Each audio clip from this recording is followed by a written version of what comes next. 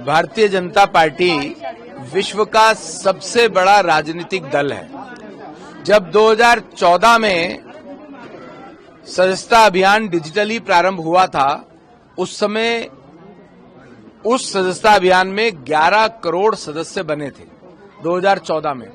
2014 के बाद जब 17 में उसको एक्सटेंड किया गया तो उस समय भारतीय जनता पार्टी 17 करोड़ से ज्यादा का सदस्यों का राजनीतिक दल बन के निकला।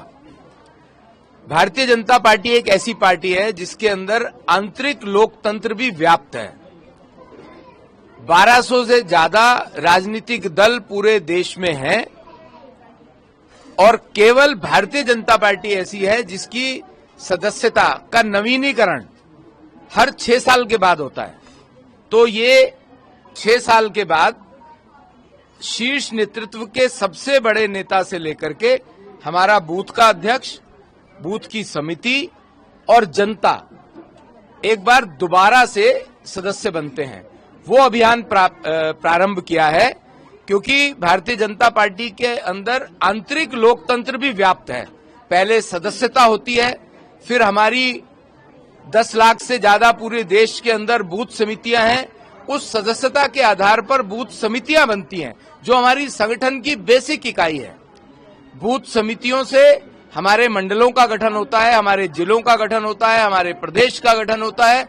उसके बाद जब ये सारा काम 50% एक एक इकाई का होता है तो उससे अगली इकाई का काम होता है। उसके बाद राष्ट्रीय टीम का गठन होता है।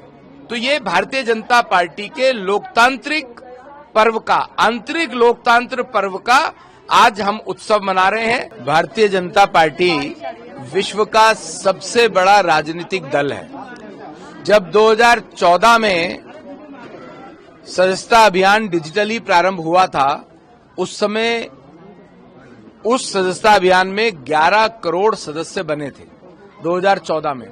2014 के बाद जब 17 में उसको एक्सटेंड किया गया तो उस समय भारतीय जनता पार्टी 17 करोड़ से ज्यादा का सदस्यों का राजनीतिक दल बन के निकला।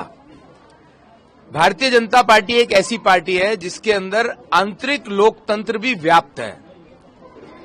1200 से ज्यादा राजनीतिक दल पूरे देश में हैं और केवल भारतीय जनता पार्टी ऐसी है जिसकी सदस्यता का नवीनीकरण हर 6 साल के बाद होता है। तो ये 6 साल के बाद शीर्ष नेतृत्व के सबसे बड़े नेता से लेकर के हमारा बूथ का अध्यक्ष, बूथ की समिति और जनता एक बार दोबारा से सदस्य बनते हैं। वो अभियान प्रारंभ किया है क्योंकि भारतीय जनता पार्टी के अंदर आंतरिक लोकतंत्र भी व्याप्त है। पहले सदस्यता होती है, फिर हमारी 10 लाख से ज्यादा पूरे देश के अंदर बूथ समितियां हैं। उस सदस्यता के आधार पर बूथ समितियां बनती हैं जो हमारी संगठन की बेसिक इकाई है। बूथ समितियों से हमारे मंडलों का गठन होता है, हमारे जिलों का गठन होता है, हमारे प्रदेश का गठन होता है। उसके बाद जब ये सारा काम 50% एक एक इकाई का होता है तो उससे अगली इकाई का काम होता है। उसके बाद राष्ट्रीय टीम का गठन होता है। तो ये भारतीय जनता पार्टी के लोकतांत्रिक पर्व का, आंतरिक लोकतंत्र पर्व का आज हम उत्सव मना रहे हैं।